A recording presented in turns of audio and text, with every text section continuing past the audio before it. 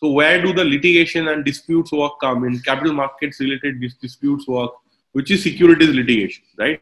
So where does that come from? Uh, Before I go to that, let me talk a little about in-house legal work with respect to capital markets and with respect to this.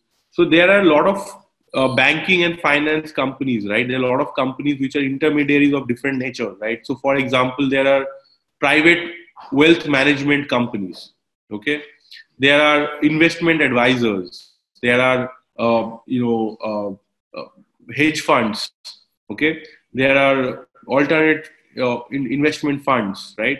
So all these people who are dealing with public securities in one way or the other, stockbrokers, major stockbrokers, okay? So all of these people who are dealing with capital markets and securities in one form or the other, dealing with the stock markets in one form or the other, all of them need legal compliances under SEBI regulations. But that is not the only thing. They also need, strategizing. They need compliances. They need a lot of different work that arises. So if they have enough work, then they hire their in-house legal teams or they go to law firms which can get the work done. From time to time, they find themselves in crosshairs with the stock exchange, for example. Like, let me give an example. Insider trading is a very good example. Okay, insider trading regulations are there, and if there are any sort of allegations of insider trading or suspicion of insider trading, in fact, it is a responsibility of a company to ensure that their employees are sufficiently aware about insider trading rules so that they do not engage in any insider trading, right?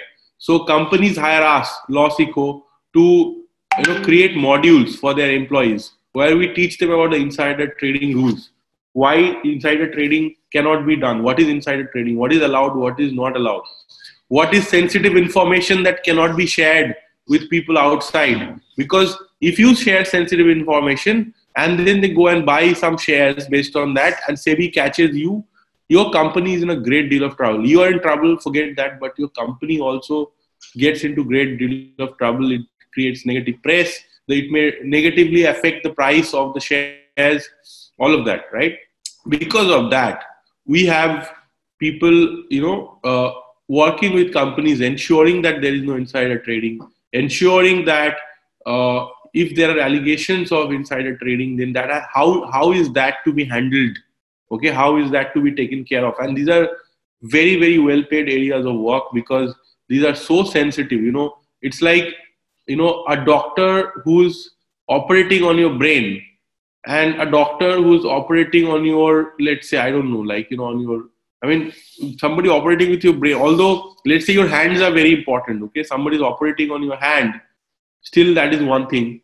But that somebody operating on your brain is going to probably charge you more because the brain is so important and so intricate, right?